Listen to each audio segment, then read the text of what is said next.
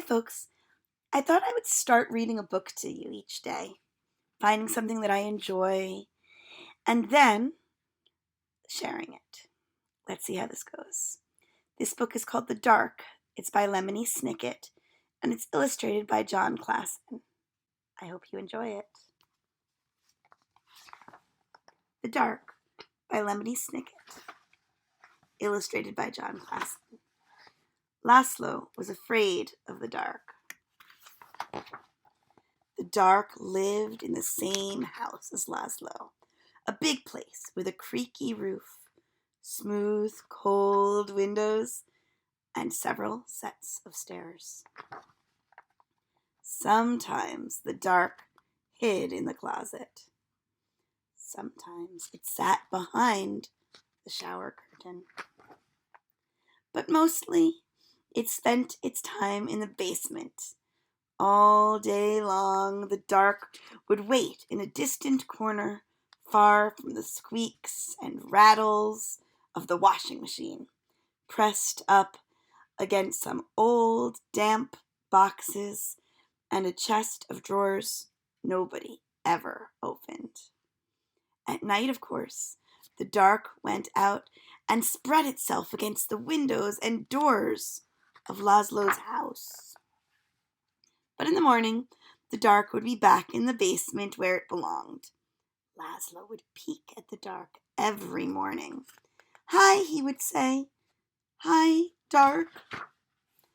Laszlo thought that if he visited the dark in the dark's room, maybe the dark wouldn't come visit him in his room. But one night it did. "Laszlo," the dark said, in the dark. The voice of the dark was as creaky as the roof of the house, and as smooth and cold as the windows, and even though the dark was right next to Laszlo, the voice seemed very far away. "What do you want?" asked Laszlo. "I want to show you something," said the dark. "In here?" "No," said the dark. "Here?" "No, no," said the dark. "Downstairs." "Downstairs?" "Yes," said the dark. In Laszlo's living room was the biggest window in the house. Laszlo looked out at all the dark outside. Above him the roof creaked, and he closed his eyes. Now the dark was all Laszlo could see. "No, no," the dark said again. "Not there. Down here." "In the basement?" asked Laszlo. "Yes," said the dark. Laszlo had never dared come to the dark's room at night. "Come closer," said the dark. Laszlo came closer. "Even closer," said the dark. You might be afraid of the dark, but the dark is not afraid of you. That's why the dark is always close by. The dark peeks around the corner and waits behind the door, and you can see the dark up in the sky almost every night, gazing down at you as you gaze up at the stars. Without a creaky roof, the rain would fall on your bed, and without a smooth, cold window, you could never see outside. And without a set of stairs, you could never go into the basement where the dark spends its time. Without a closet, you would have nowhere to put your shoes.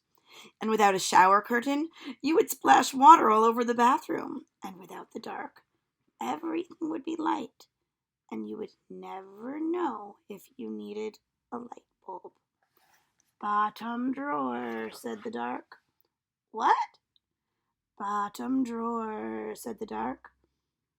"Open the bottom drawer." "Thank you," said Laszlo. "You're welcome," said the dark.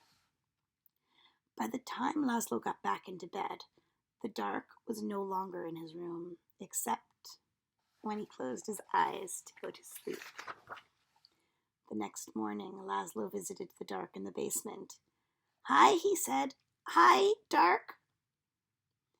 The Dark didn't answer, but the bottom drawer was still open, so it looked like something in the corner was smiling. The Dark kept on living with Laszlo, but it never bothered him again. The end.